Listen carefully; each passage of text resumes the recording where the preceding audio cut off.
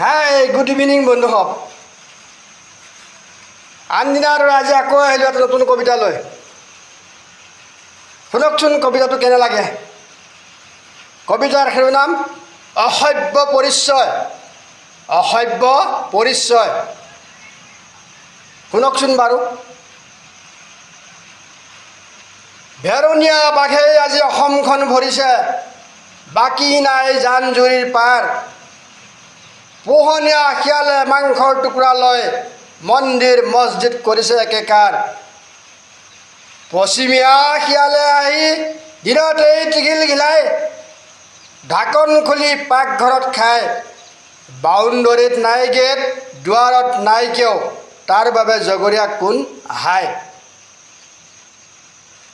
লোভিয়া শিয়ালবোৰ মাংসৰ টুকুৰা লৈ সোমাব কিয় মঠ মন্দিৰত, জাত পাত একেকাৰ কৰি।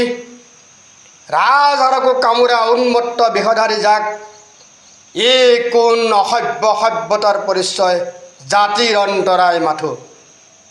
খৰ্ব কৰি অসমীয়া সমাজক সিহঁতৰ বিকৃত দাঁতেৰে বিভক্ত বিয়পাই কামুৰিব খোজে অসমীয়া সমাজক, কলংকিত হ'ব খোজে চিৰযুগলৈ। কিন্তু এই জাতিৰ পৰিচয় বুৰঞ্জী প্ৰসিদ্ধ। আগত